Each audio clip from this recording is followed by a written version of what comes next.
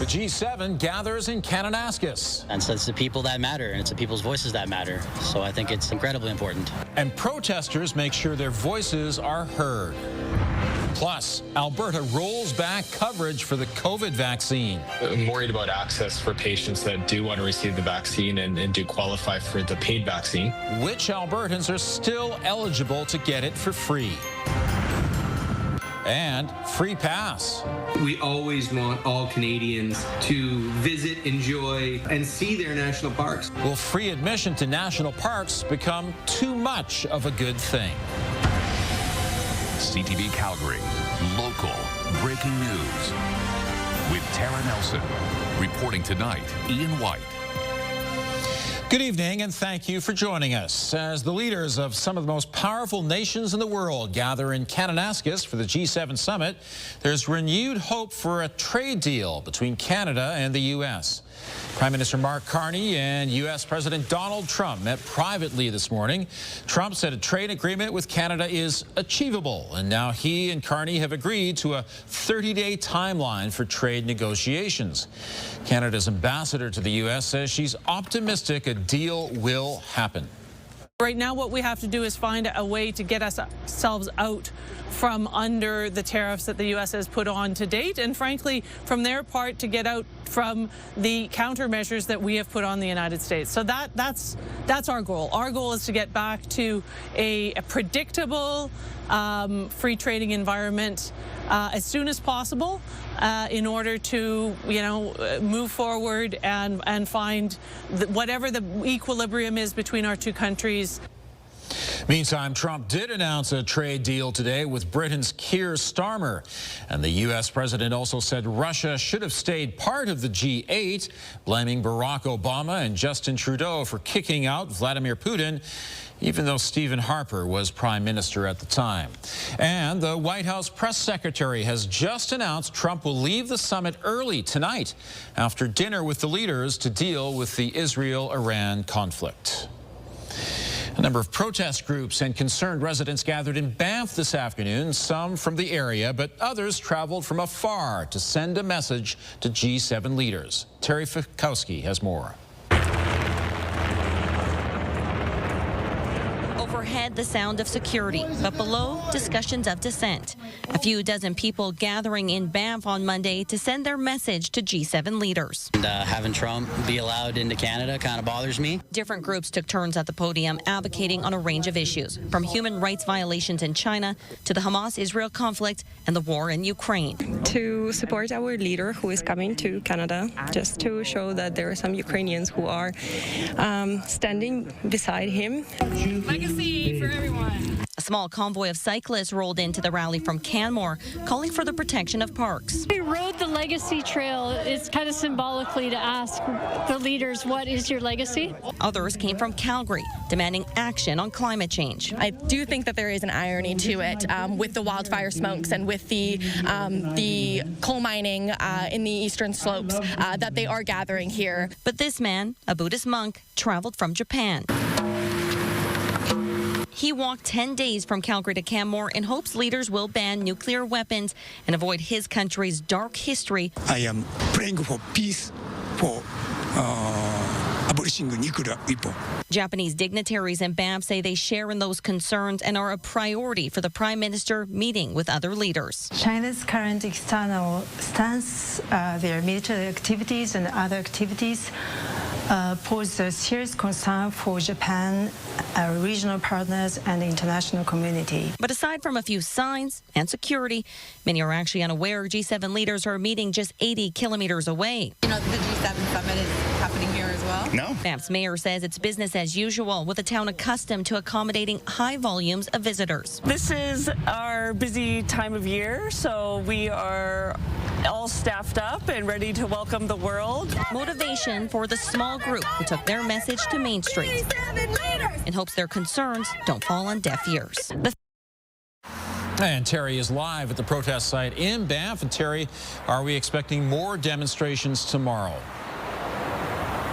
And I am am told that some demonstrations will take place here tomorrow. We're unclear of their size and whether they're local or traveling from other places to do so. But I can tell you that the one we had here today, though quiet and peaceful, was a passionate bunch, definitely for sure. The Finland's Banff Recreational Center here is the designated protest site in the town. And Ian, whether it's big or small, the messages here are being streamed to the G7 leaders in Kananaskis. Back to you. Terry, thanks very much.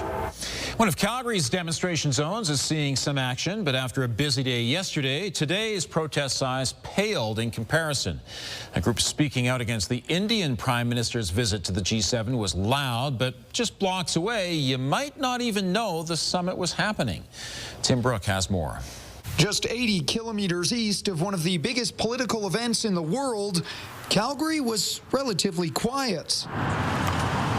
Yes, there were some road closures and more police downtown and in front of federal buildings, but the core wasn't as unruly as expected. Many companies told staff to work remotely. It's pretty quiet, business as usual. There's no interference for me. I didn't notice anything different. The one group that did protest tried its best to make up for its size with its volume.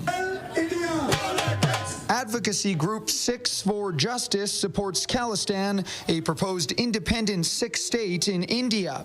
They're against the G7 invite given to Indian Prime Minister Narendra Modi. Under his government, there's a serious threat and immediate threat to the Sikhs. Relations between the two countries have been rocky since Mounties and the former Prime Minister accused Indian agents of killing a prominent Khalistani separatist.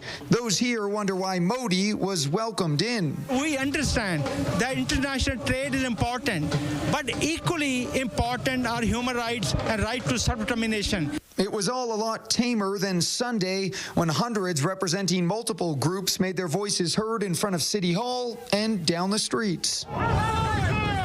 Police say most protesters were peaceful, but some did not comply with traffic safety laws and interrupted emergency services. The G7 and its protests wrap Tuesday.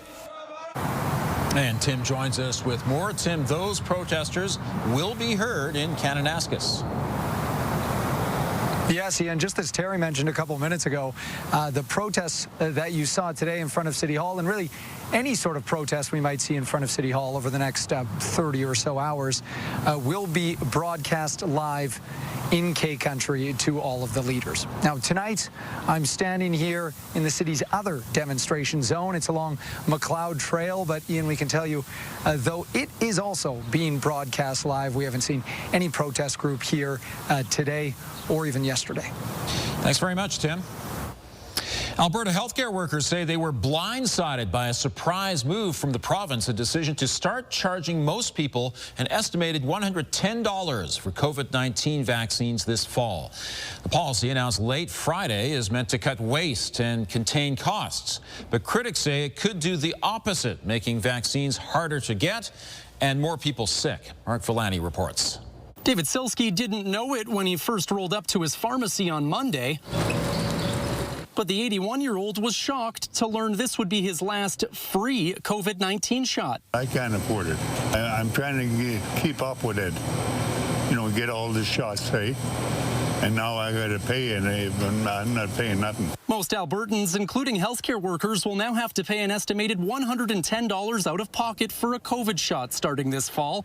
Those with pre-existing conditions can still get one free of charge, a decision Premier Danielle Smith defended, saying most of the shots were going unused. 54% of it was wasted, over 1 million doses. That's $135 million. And so that was very influential in saying, is there a better way for us to do it? If we start charging for it, we're going to unfortunately drive down uptake. But with the rampant rise of other diseases like measles in Alberta, some worry this could lead to an even more overwhelmed healthcare system. This year alone, we lost over 300 Albertans to COVID. We had 3,000 hospitalizations. So it shows how severe this illness still is. What we have with Danielle Smith and the UCP is a government that cares more about appeasing fringe groups. It's dangerous, and it is not driven by evidence. The Alberta Pharmacists Association also worries about access to the vaccine. Soon, COVID shots will no longer be available at community pharmacies, only through public clinics with limited hours. the coverage would be far less. There would be less people taking them. And I think, what I understand, they'll probably end up in emergency getting treatment if they get infected. It might mean that seniors or other people that are high risk are going to have to travel a lot further to receive the vaccine, which would be a barrier. And create new health concerns. I do worry about it. It's a pretty serious illness. And Mark joins us live. So, Mark, what are the next steps for this new policy? Well, Ian, the province says it has ordered just under 500,000 of its COVID vaccines for this fall, and some of the estimated $49 million cost would be covered through taxpayers paying for these shots. Alberta's government added that anyone can start to signal their intent to receive this vaccine starting in August, with bookings to begin in October. Still, a decision that many healthcare workers call short-sighted for those who want to take extra steps to protect themselves. Ian. Thank you, Mark. Turning now to measles numbers in Alberta. There's one more case confirmed in Calgary, bringing the number in our city to 19. Alberta's total case count now sits at more than 900. There were 53 new cases of the highly infectious and preventable disease confirmed this weekend. Infectious disease experts say 2 doses of the MMR vaccine provides the best protection. A fire last night in the Northwest has been deemed suspicious. Calgary firefighters were called at about 7:15. They arrived to smoke coming from a house on Home Road. The windows and doors were boarded up. The fire was in the basement, and a dog was rescued. The homicide unit is investigating a suspicious death in northeast Calgary. A man in medical distress was found along Rundlehorn Drive around 4 yesterday afternoon. He was taken to hospital where he later died. An autopsy is scheduled for Wednesday. And police continue to investigate the death of a woman in downtown Calgary. She was found in the 1100 block of 12th Avenue Southwest around 6:30 Saturday night. The woman was taken to hospital where she later died. An autopsy is scheduled for Tuesday. Police are asking Calgarians to be vigilant as the number of overnight residential break-and-enters increases. In the last several weeks, police received more than 30 reports from homeowners who've been victims of residential break-and-enters. Most have occurred between 11 p.m. and 7 a.m. while the victims were asleep. In many instances, it's believed the thieves have entered homes by cutting through the screens of unlocked windows and, in some cases, through unlocked doors. As their investigation continues, police are asking residents to keep their doors and windows locked at all times. You're watching CTV News, Calgary. Gina joins us now with a first look at the weather. I have no complaints about today's weather whatsoever. It was delightful. It's just perfect out here right now, Ian. Gorgeous temperature throughout the day, slightly above seasonal, some calm winds out here, a lot of sunshine behind me and blue sky. That being said, on the other side of the camera here, there are those clouds moving in from the foothills that may produce a pop-up shower or isolated non-severe thunderstorm, but it's not looking very likely. We're sitting at 24 degrees right now, and this weather pattern really is going to continue for the next 3 days. So tonight, we'll cool down to a low of 12, up to 15 in the morning there, and back to 23 in the afternoon with another chance of some thunderstorms. Thank you, Gina. The City of Calgary is facing a class action lawsuit from business owners in Marda Loop. Jacqueline Wilson joins us from that southwest business area. So, Jackie, what's behind the lawsuit? In businesses along 33rd Avenue, 34th Avenue, between 14th Street and Crowchild Trail, they say that the construction that the city has been doing over the last couple of years has caused them dire financial consequences. And so they are taking the city to court. They are hoping for $75 million worth of compensation plus special damages to be proven in court. Now, businesses say that the city offered some money in 2022, but it's a fraction of the total losses. Silver Sage Beef and Diner Deluxe, they are leading this class action lawsuit, and they state that the poor communication and the lack of access to their stores because of this construction, those are the main reasons behind the lawsuit. Our clients are basically telling us that they are selling their homes, they're getting second mortgages, and they're hanging on by a thread, basically, and that that a number of other businesses have already left.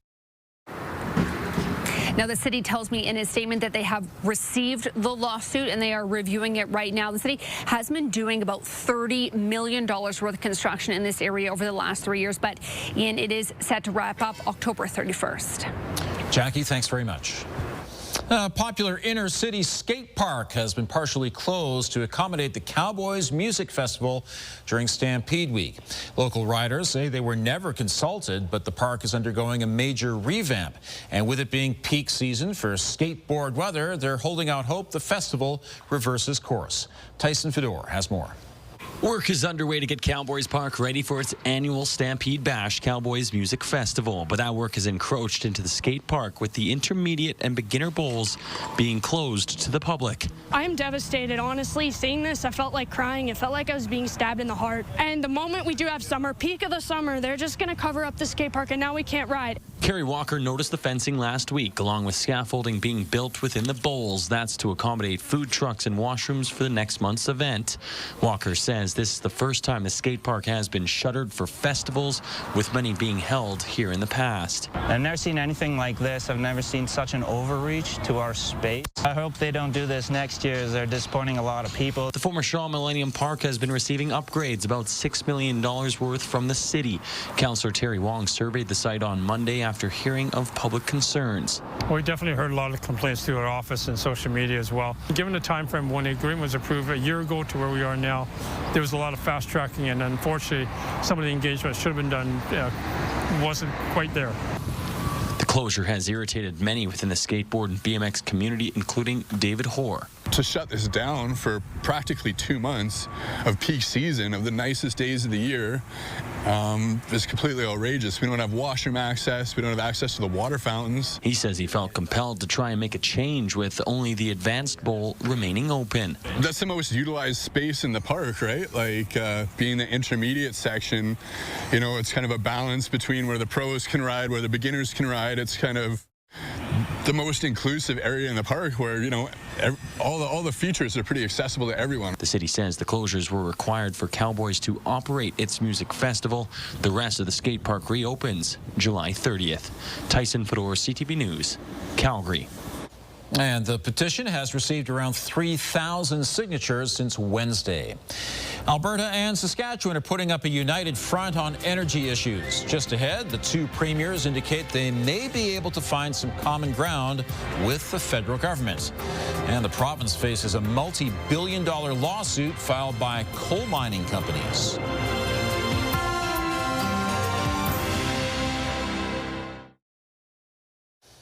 A disciplinary hearing has found Lethbridge Police Chief Shaheen Medizadeh not guilty of discreditable conduct. Medizadeh had been accused of violating COVID-19 public health orders in 2021. The presiding officer found none of the allegations had been proven on a balance of probabilities.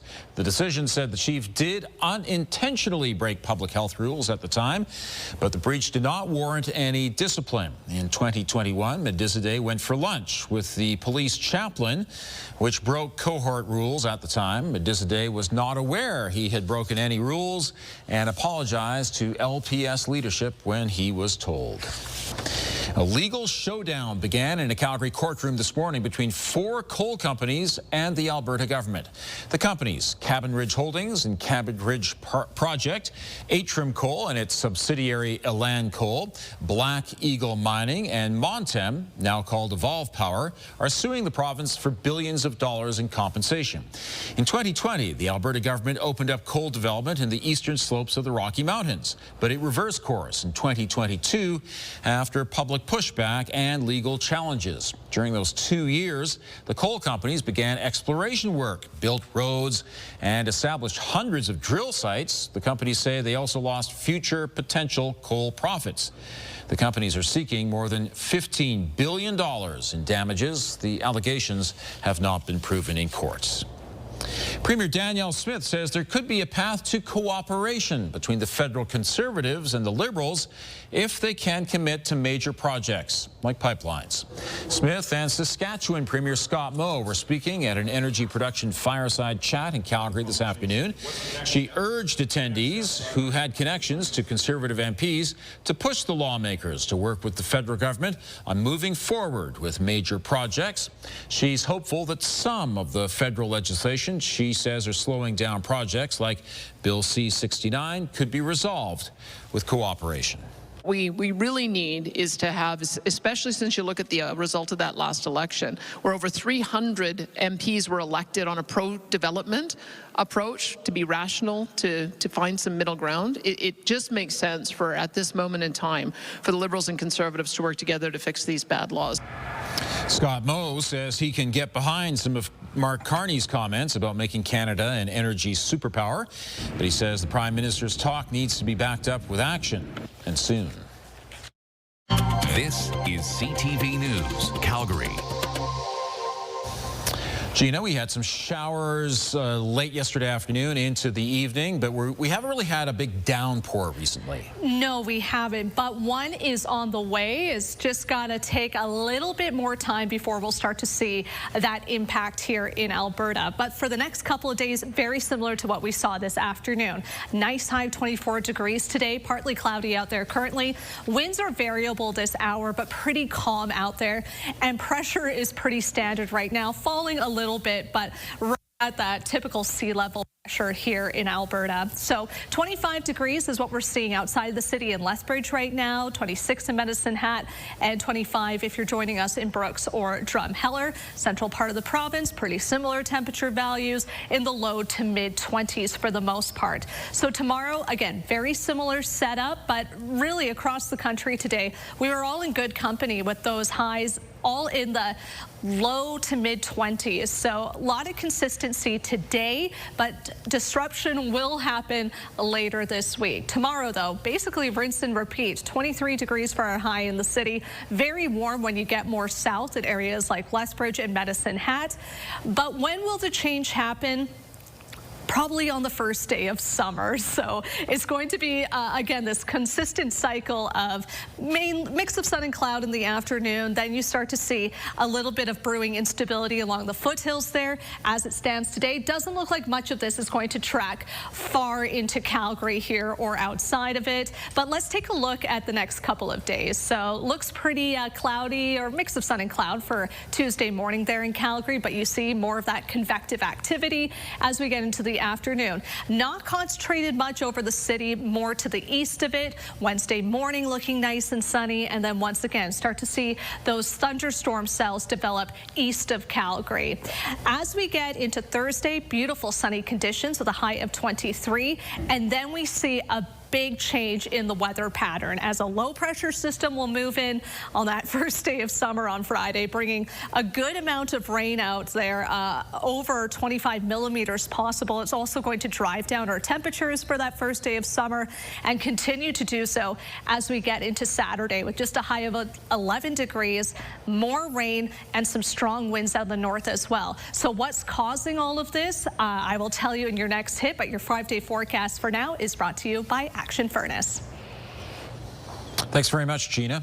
Ottawa has announced its new Canada Strong Pass to provide Canadians and visitors with free entry into national parks this summer. The feds say it's all in an effort to unite the country. While businesses in both Waterton Lakes and Banff National Parks are excited to welcome more travelers, it's not without concerns. Carson Marsouk reports. Coming off the busiest weekend in June on record, Waterton's Bayshore Inn and Suites is preparing for a busy summer season. We always want all Canadians to visit, enjoy, and see their national parks. But Canada's national parks are about to get much busier after the federal government announced its Canada Strong Pass Monday. From June 20th to September 2nd, the pass will offer expanded access to Canada's nature and culture. This includes free admission for everyone to our beautiful national parks, historic sites, and marine conservation areas. Discounts for students for Via Rail and into museums will also be included. With more than 540,000 visitors through Waterton Lakes in 2024, the second busiest on record, the free entry has sparked some concerns. There's a fine line between showing off our national parks and over-tourism. He says 2017 marked the busiest year for Waterton Lakes when admission was free for Canada's 150th birthday. We just don't want over-tourism, because when you have too many people, it can destroy this beautiful ecosystem, this beautiful place that we have. And we also want everyone that comes to this beautiful park to have an amazing experience. The mayor of Banff says systems need to be in place to help facilitate free entry. 4.2 million people visited Banff last year. We hope that this is a way for the federal and provincial governments to come together and look at how we can better serve Canadians coming to our national park. And for us, that means mass transit. Parks Canada says efforts to raise awareness of trip planning, promoting shorter season and less sensitive areas of the park, and managing crowd sizes are ongoing. Carson Marsouk, CTV News, Lethbridge. The Canada Strong Pass does not have to be applied for or displayed. You can just show up and enjoy. If you already have a pass, it will be extended for an additional 3 months. A fireball lit up the sky above Edmonton just after 2 this morning. An expert with the TELUS World of Science says when meteors get that bright, they usually break apart. That means there could be meteorites scattered somewhere waiting to be found. Close to it. A lot of meteorites contain iron. It's not a definitive test by any means, but if you see a little black rock sitting all by its lonesome and you bring a magnet up close to it and it gets attracted to the magnet, it could very well be a meteorite. It appears the meteor was northwest of Edmonton. If you find any fragments, you can bring them to the TELUS World of Science to confirm whether or not it is a meteorite. It's yet another area where artificial intelligence is making inroads. Coming up, how AI may even predict where the next wildfire will begin. And Connor McDavid is chasing the Stanley Cup right now. Next year, he'll chase Olympic gold, along with a couple of Calgary natives. Despite a wet weekend, more than 20 wildfires are still burning out of control across the province. The Alberta Wildfire Dashboard shows 24 out-of-control fires. Alberta Wildfire says the rain helped crews make progress on fires in the Grand Prairie, Slave Lake, and Lac La Biche forest areas. More rain and cooler weather will be needed for some of the larger fires. Officials are keeping an eye on the high-level forest area. We do have an out-of-control fire that's burning there, the Sousa Creek wildfire. It's affecting communities. It's very close to infrastructure, so we're doing everything that we can to make sure that we can contain that wildfire. It did not receive the amount of rain that we did in, say, the Slave Lake forest area this weekend. The high-level forest protection area is still under a fire ban. A number of bans have been lifted thanks to the rain. Over the past several years, these fires have uprooted thousands of Albertans and destroyed homes and infrastructure. Scientists are now developing new technology using artificial intelligence to predict where fires will take place so they can be prevented. Connor Hogg reports. Sudden, destructive, out-of-control wildfires. Large-scale events that destroy homes, landmarks, and in some cases, parts of entire cities have become a part of spring and summer in Alberta over the past decade. That's pushing a number of Canadian companies to develop ways to prevent the kinds of wildfires seen in Fort McMurray in 2016 and Jasper National Park last year. A combination of statistical modeling, probabilistic modeling, and physical modeling to capture the fire behavior. Some use drone mapping, others, like Vancouver-based AI6, use complicated computer systems. Millions of simulations measure minute data, things like temperature, rain levels, wind patterns, and dryness. Jill Roberti with AI6 says software sifts through the results, pinpointing where a wildfire could start and spread. To understand what is the probability of a fire occurring today and in 10, 20, 50 years according to different climate change scenarios. There might be cases where mitigation measure might be taken where, for example, preventive burns or fuel thinning. Swan Hills, Grant Cache, and Jasper facing a higher probability of risk. The technology is new, but Roberti says it's already in use in several provinces, including Alberta, identifying potential hotspots to municipalities and insurance companies. People taking preventive measure once they see their community on the map. He says using this kind of preventative technology could also benefit people beyond the Canadian border.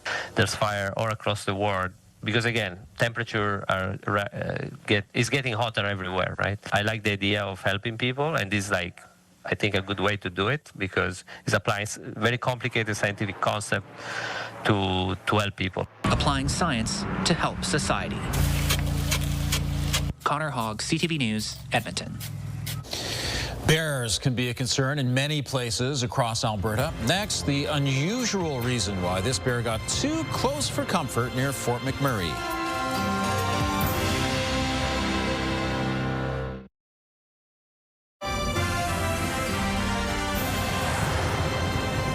Alberta Fish and Wildlife responded to an unusual bear incident in the Fort McMurray area. Officials say a cinnamon-colored black bear was caught snacking on a lawnmower seat. It happened at a remote access work site. Fish and Wildlife say the bear kept coming back, so they captured it and used a helicopter to relocate it. Officials say this is a reminder that anything with a smell can be an attractant to a hungry bear. In trending today, a special shout out to the Calgary Airport Spotters group on Facebook. For them, yesterday was the best day ever.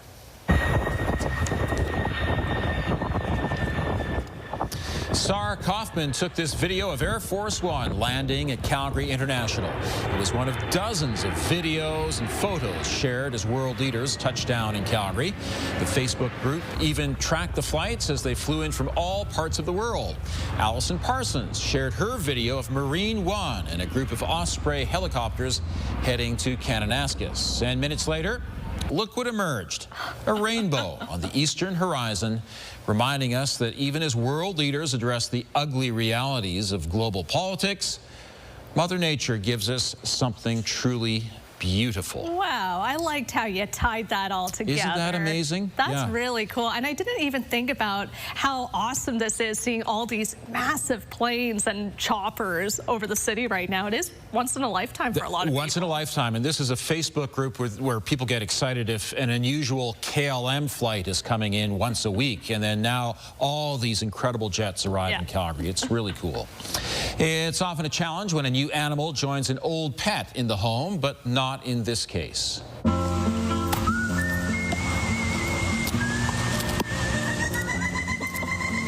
Look at this German Shepherd and his new buddy, a raccoon. They love hanging out with each other. It has got nearly 70,000 likes on Instagram on the For the Love of Smiley page. I was hoping this was going to be the case when I introduced my newest kitten to my senior cat. It hasn't quite gotten to that point yet, but here's hoping. Even though they're both cats. Even though they're both cats, they got their personalities. They sure do. And finally, a rarity in nature. That's an albino deer in a community just outside St. Louis. It was joined by a buck with more common coloring. The deer had become a bit of a local legend when someone saw it in May on their doorbell camera, and then Sydney Berry captured it while out on a walk. Wow, just a lot of once-in-a-lifetime shots. Once in a lifetime. Yeah. Well, I wouldn't say it's once in a lifetime. It's once every 30,000 deer. Okay, so pretty common. Or are albino. So it's still pretty rare, for sure. A local group is taking some small steps toward addressing large global issues. Still ahead, Circular City, where even something as simple as repairing an item can make a difference.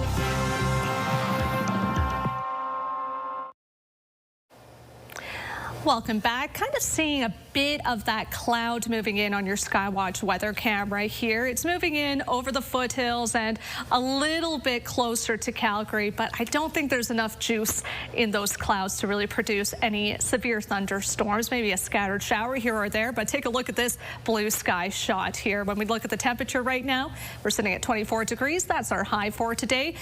Just a little bit above normal in that seasonal range there. Not breaking any records today, but just a beautiful Monday out there. Very similar weather pattern throughout the week here. When we take a look at your 24-hour forecast brought to you by Action Furnace, fixed right or it's free. We'll hold on to that thunderstorm risk for the next couple of hours. There's no watches or warnings in effect right now, but just something to be mindful of if you're going golfing or barbecuing outside tonight. Dropping down to 12 overnight, up to 23 by tomorrow afternoon, where once again we'll see that possibility of a thunderstorm. This is what we're seeing on the radar satellite right now. Like I told you, after it passes the foothills, a lot of this is dissipating, so just expecting partly cloudy conditions tonight. I'm keeping an eye on what's happening over the Pacific. We got two low pressure systems that could join forces a little later this week and then start to track inland, producing a lot of rain. Rain is in the forecast regardless, but it's this low that we're keeping an eye on. It's not going to do much really until we get into about Friday, and then we see this Pacific low and an Arctic low clashing over Alberta. That could produce quite a bit of rain, some cool, strong northerly winds as well. But your next 3 days here looking pretty stable, nice warm temperatures, some on and off cloud, but otherwise a good looking stretch to wrap up spring before we get into summer on Friday.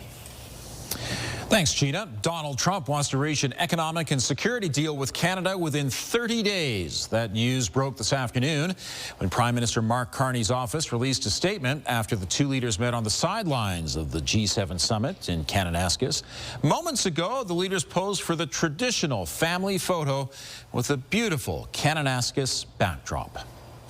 Healthcare workers call the UCP government's decision to charge most Albertans to get COVID booster shots an extremely dangerous policy. The Premier says she wants to save money and prevent wasted doses.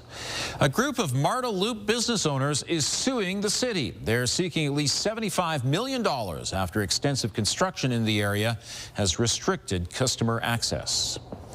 There are signs of life in the Canadian real estate market in cities that have been lagging for months. BNN Bloomberg's Marda Fernandez has more. Canadian home sales fell more than 4% in May compared to May of 2024. But between April and May, home sales were up more than 3%. And that's the first month-over-month increase in half a year.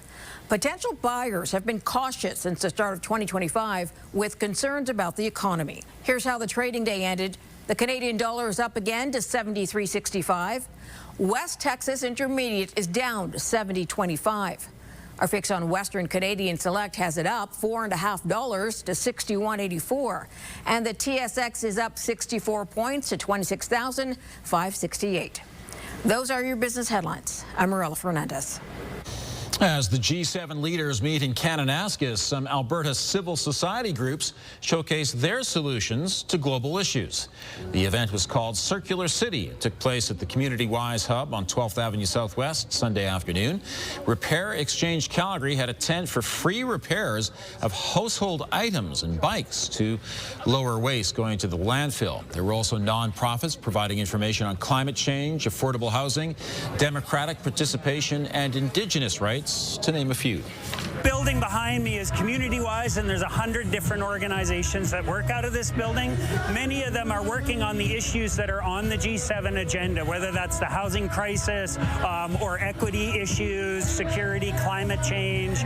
And so these organizations are offering real-world opportunities for Calgarians to get involved.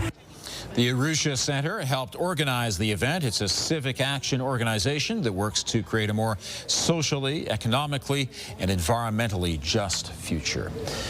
Young people in Banff are being heard at the G7 summit. Still to come, we meet the elementary school students who've composed a song and a message for the leaders.